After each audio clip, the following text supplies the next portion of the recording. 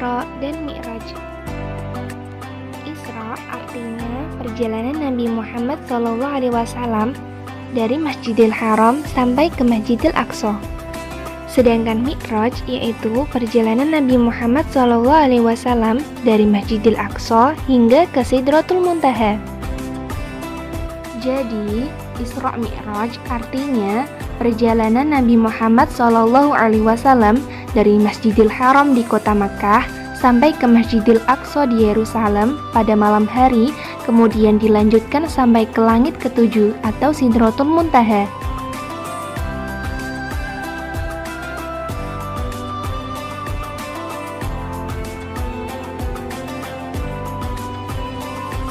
Mengapa Nabi Muhammad di Isra Mi'rajkan?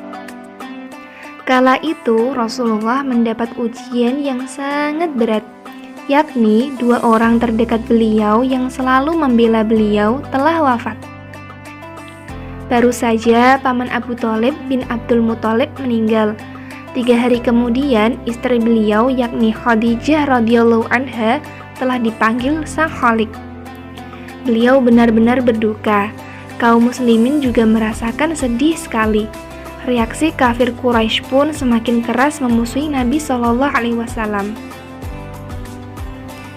Dalam keadaan seperti itu, Allah Subhanahu wa Ta'ala mengutus malaikat Jibril untuk menjemput Rasulullah. Pada malam tanggal 27 Rajab tahun 621 Masehi, Rasulullah sedang duduk merenung di serambi masjid. Datanglah Jibril mendekati beliau dan mengajaknya untuk melakukan perjalanan jauh, yakni Isra dari Masjidil Haram ke Masjidil Aqsa dan Mi'raj ke langit ketujuh. Allah Subhanahu wa Ta'ala, Tuhan yang Maha Mengetahui dan Maha Bijaksana, selalu menolong dan menghibur di saat Nabi merasa sedih atau risau. Allah Ta'ala bermaksud untuk menunjukkan tanda-tanda kekuasaan dan kebesarannya, sehingga beliau tak perlu cemas atau risau.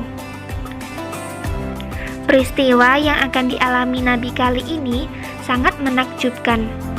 Kejadian yang sulit diterima oleh akal. Hanya orang beriman yang dapat mempercayainya.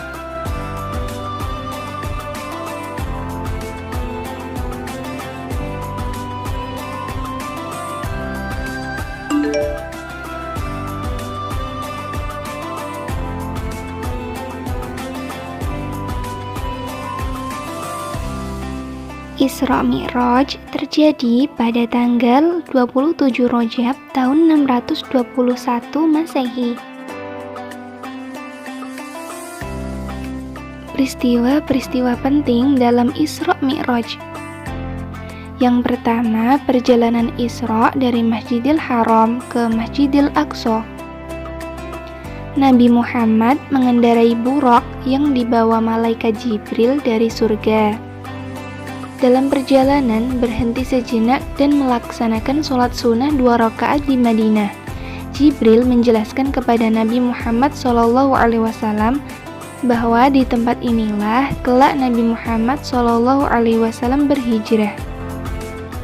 Setelah melanjutkan perjalanan, Jibril menyuruh Nabi Muhammad SAW turun untuk sholat sunnah 2 rakaat. Di Tur Sina, yaitu tempat Nabi Musa alaihissalam berbicara langsung dengan Allah Subhanahu wa Ta'ala. Kemudian, untuk yang ketiga kalinya, Jibril menyuruh Nabi Muhammad SAW berhenti untuk melaksanakan sholat sunnah 2 rakaat lagi di Baitul Lahm, tempat Nabi Isa alaihissalam lahir. Dalam perjalanan, Nabi Muhammad mengalami peristiwa-peristiwa yang sangat bermakna. Yang kedua yaitu ketika perjalanan Mi'raj dari Masjidil Aqsa ke langit ketujuh atau Sidratul Muntaha. Setelah melalui perjalanan dari langit pertama hingga ke langit ketujuh, Nabi Muhammad SAW kemudian melanjutkan perjalanan tanpa ditemani oleh malaikat Jibril. Pada saat itulah Nabi Muhammad SAW menerima perintah sholat langsung dari Allah Ta'ala. Sebagaimana telah kalian ketahui bahwa maksud Isra dan Mi'raj Nabi Muhammad SAW adalah agar Allah Ta'ala memperlihatkan tanda-tanda kebesarannya.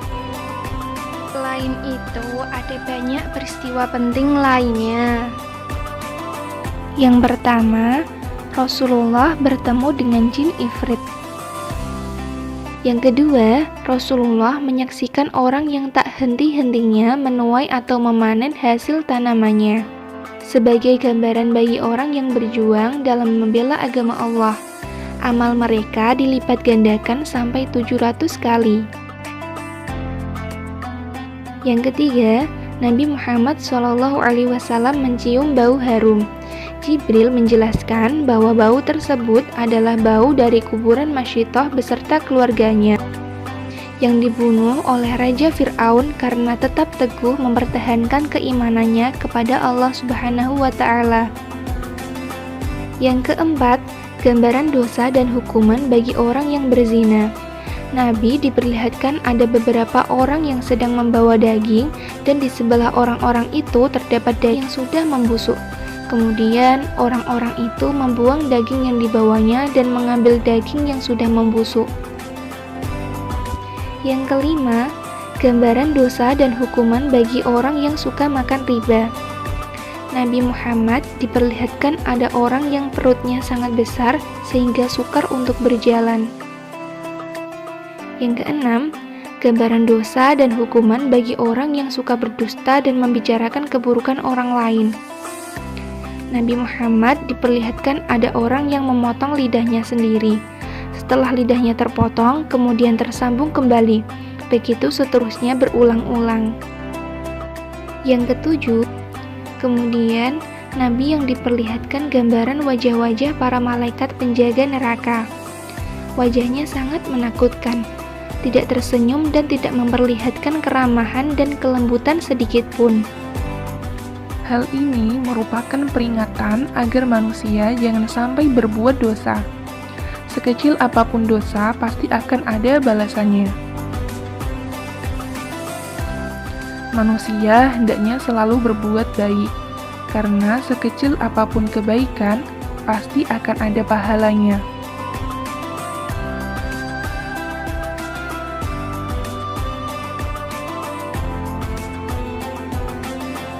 Kira-kira teman-teman sudah mengerjakan sholat 5 waktu secara tertib belum? Kapan sholat 5 waktu diwajibkan atas umat Islam? Seperti yang kita ketahui bahwa sholat 5 waktu merupakan perintah Allah, hasil Rasulullah menjalani Isra Mi'raj. Perintah sholat ini memiliki suatu keistimewaan dibanding dengan perintah wajib yang lain. Lalu, apa keistimewaan sholat 5 waktu itu? Salah satunya adalah bahwa sholat 5 waktu adalah perintah langsung dari Allah Subhanahu wa Ta'ala kepada Nabi Muhammad SAW tanpa perantara malaikat Jibril. Ketika Nabi dimi'rajkan ke Sidratul Muntaha, Nabi mendapat perintah melaksanakan sholat. Semula perintah sholat dalam sehari semalam adalah 50 kali sebagaimana diwajibkan atas umat sebelumnya. Namun Allah memberikan keringanan kepada Nabi Muhammad dan umatnya, sehingga perintah sholat hanya diwajibkan 5 waktu dalam sehari semalam. Namun pahala dan keutamaannya tidak kurang dari 50 kali. Sholat 5 waktu merupakan salah satu rukun Islam. Setiap muslim yang berakal dan sudah balik wajib melaksanakan sholat 5 waktu secara tertib.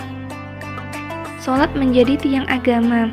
Orang yang menegakkan sholat berarti menegakkan agama, dan orang yang meninggalkan sholat berarti merobohkan agama.